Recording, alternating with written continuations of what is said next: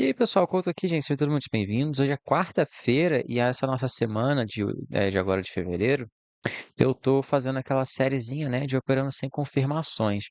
E esse aqui foi o primeiro trade que eu peguei sem confirmação. Eu vou deixar na tela aí, tá?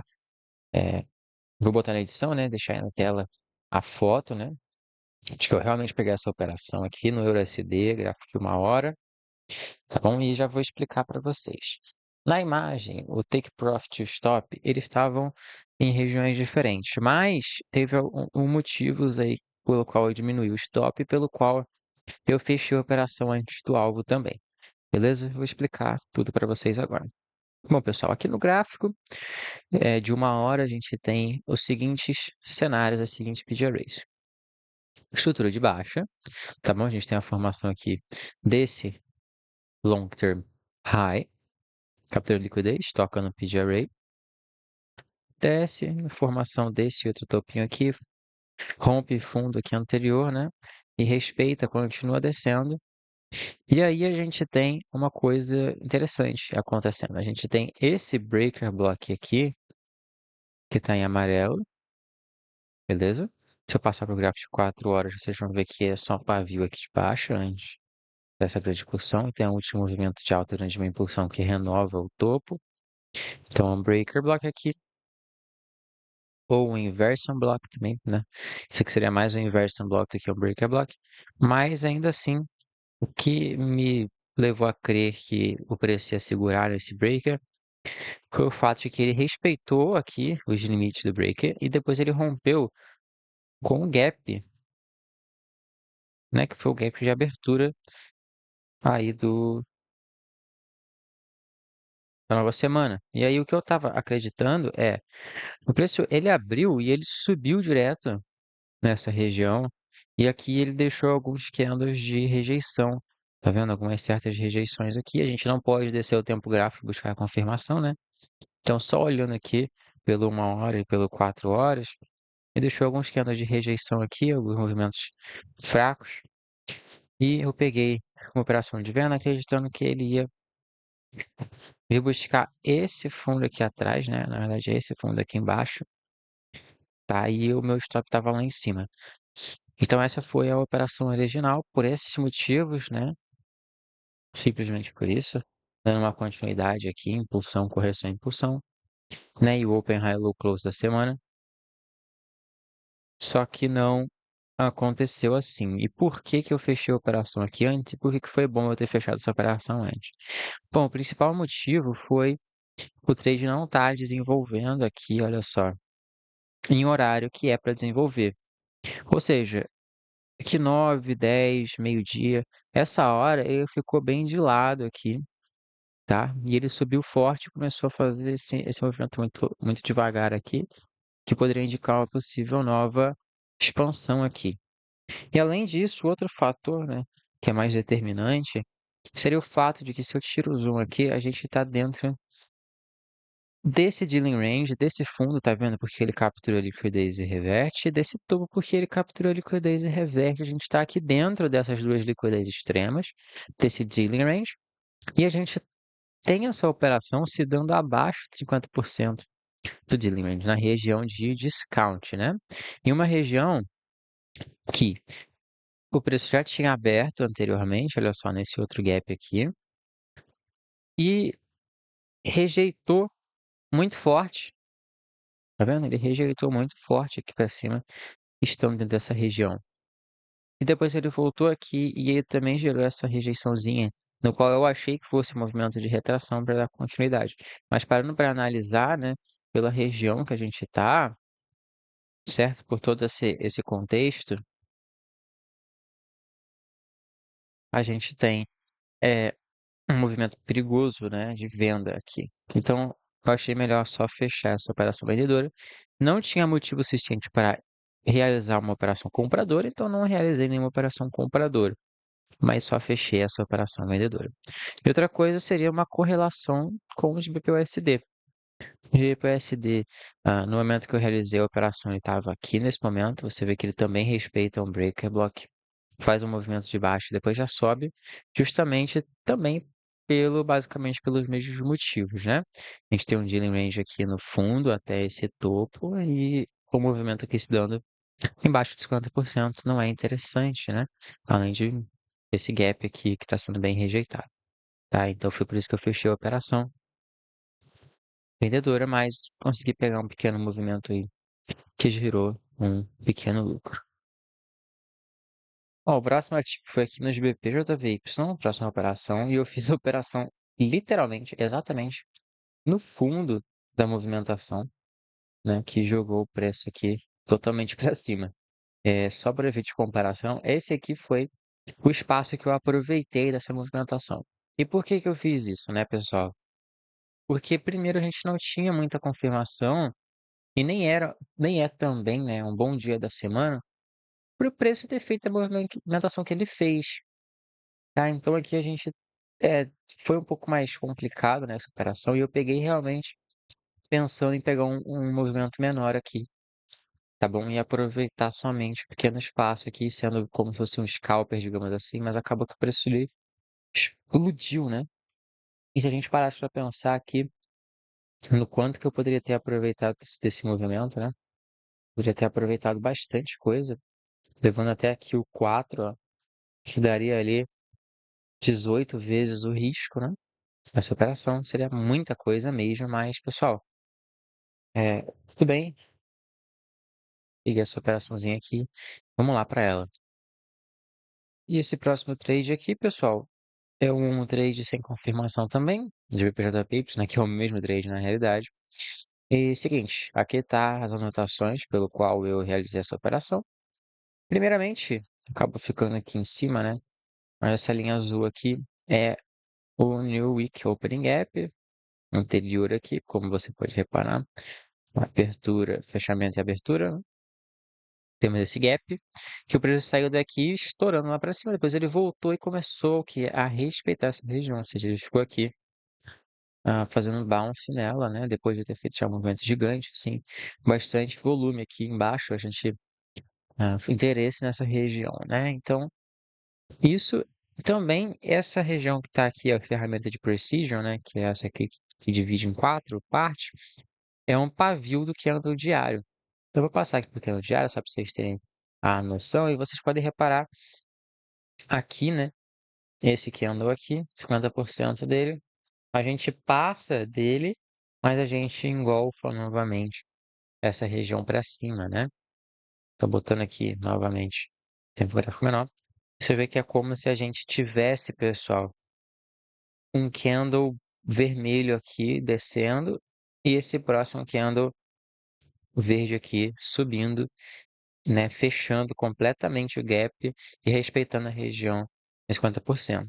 Então, o preço voltando nesse mesmo ponto é uma região interessante para a gente realizar operações.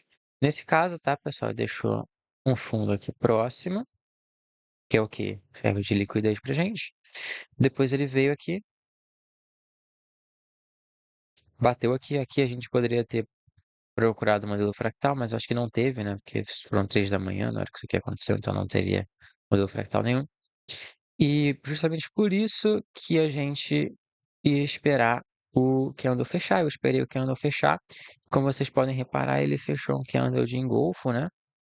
Onde ele pega a mínima e a máxima do candle e fecha acima de 50% do candle dentro aqui da região, acima, fechando o gap, né? Ele toca aqui abaixo no gap.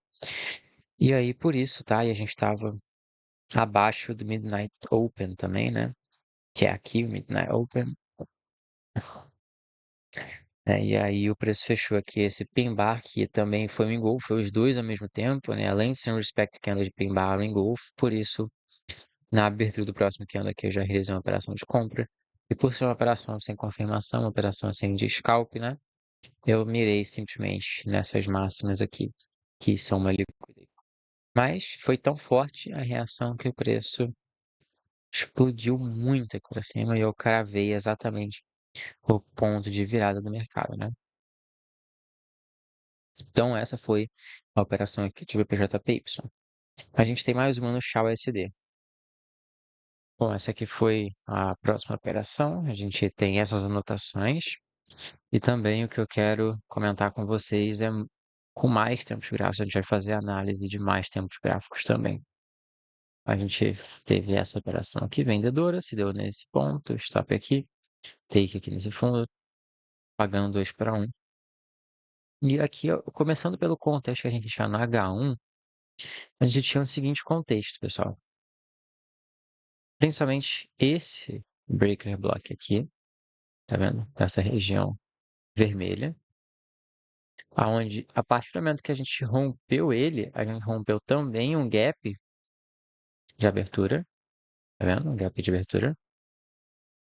E rompendo o gap de abertura e entrando dentro da região da breaker, a gente já respeitou o topo da breaker, respeitou o gap também e a gente expandiu para baixo, bem forte.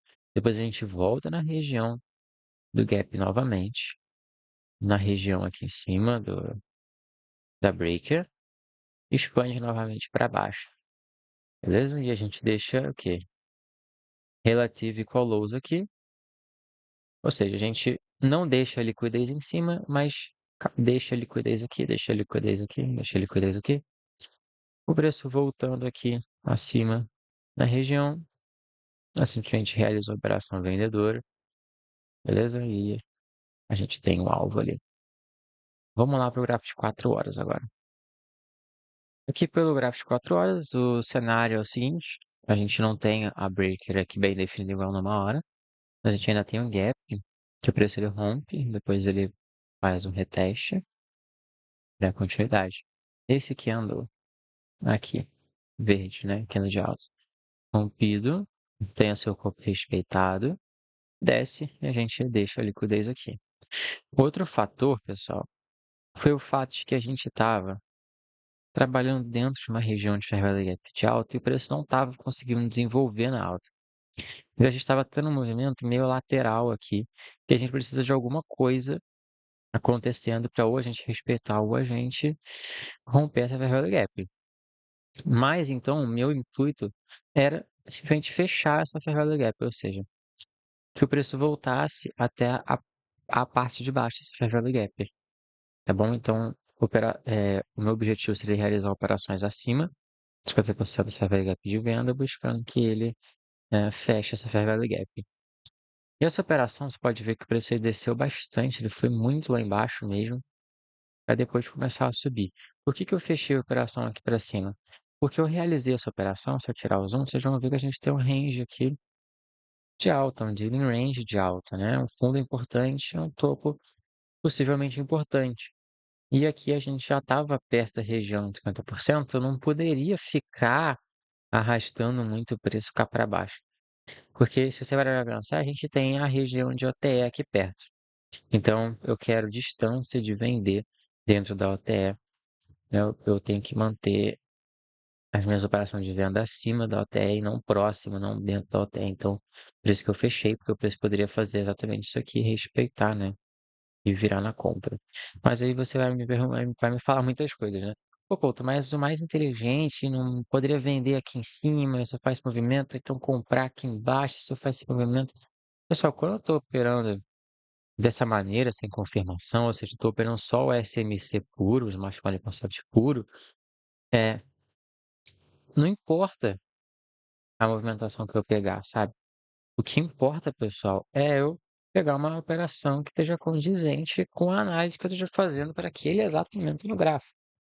Eu não vou pensar muito acerca do futuro. Eu vou abrir o gráfico, vou ver que aqui é um ponto bom para vender e eu vou vender aqui. Entendeu? Eu não vou olhar para essa operação do passado, não importa, e também não vou ficar planejando tanto lá para o futuro. Eu vou ver mais ou menos atual, entender o que que eu posso estar realizando aqui, o que que o preço pode respeitar ou não, esperar ele fazer alguma coisa, né? No caso, opa, esperar ele, sei lá, ir num ponto, na região ali, que pode ser até um order block, por exemplo, né? Igual o povo da SMC fala, e fazer a operação ali, buscando um alvo ali, curto, o que seja. O que importa é fazer isso, né? Também não ficar pensando tanto assim no futuro, né? No passado. Enfim, Então foi essas operações que eu realizei até então, durante essa nossa série, todas vitoriosas, todas com take, né?